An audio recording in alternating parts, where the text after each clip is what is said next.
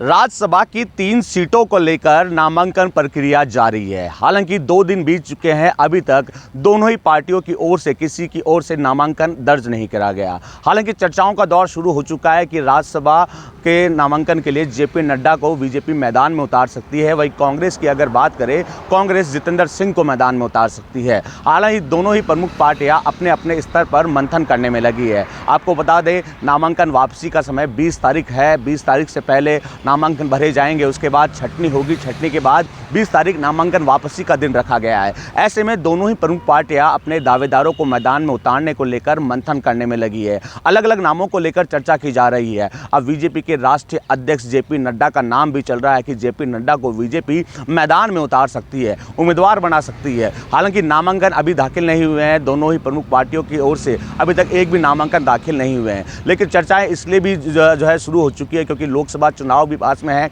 ऐसे में किस बड़े चेहरे को बीजेपी और कांग्रेस मैदान में उतारेगी? हालांकि दोनों ही प्रमुख पार्टियां अपने स्तर पर मंथन करने में लगी है। राजधानी जयपुर सहित दिल्ली तक मंथनों का दौर जारी है। अलग अलग गणनाएं लगाई जा रही है कि किसको मैदान में उतारा जा सकता है।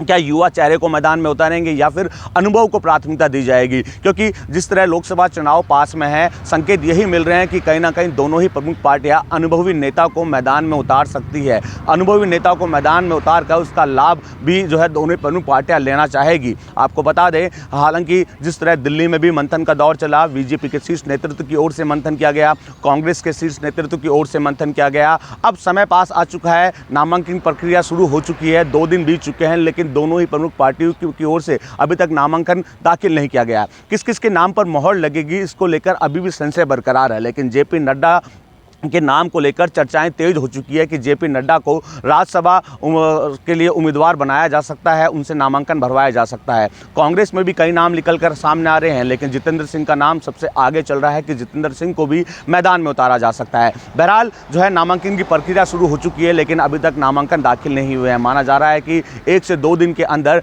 नामांकन जो है दोनों ही प्रमुख पार्टियों की ओर से भर दिए जाएंगे। लेकिन कौन कौन से चेहरे होंगे, क्योंकि चेहरे तो दोनों ही प्रमुख पार्टियों में कई निकलकर सामने आ रहे हैं, लेकिन किसके नाम पर मोहर लगेगी, इसको लेकर संशय बरकरार है। दोनों ही प्रमुख पार्टियां अपने स्तर पर मंथन करने में लगी है। मंथन के माध्यम से क्या अनुभव को प्राथमिकता दी जाएगी या फिर किसी युवा चेहरे को मैदान में उतारा जाएगा? क्योंकि जिस तरह विधानसभा चुनाव में बीजेपी की ओर से बदलाव देखने को मिला, सांसदों को मैदान में उतारा, उसके बाद संकेत यही मिल रहे हैं कि कहीं ना कहीं राज्यसभा को लेकर भी कोई अनुभवी चेहरा मैदान में उतारा जा सकता है या फिर अंतिम पंक्ति में बैठे व्यक्ति को भी जो है राज्यसभा का उम्मीदवार बनाया जा सकता है। बहरहाल समय कम बचा है, 2 से 3 दिन के अंदर, यूँ कहें कि 1 से 2 दिन के अंदर नामांकन जो है दोनों ही पार्टियों की ओर से भर दिया जाएगा। लेकिन किसके नाम पर मोहर लगेगी, इसको लेकर संशय अभी भी बरकरार है। बसंत पांडे, TV9 जयपुर।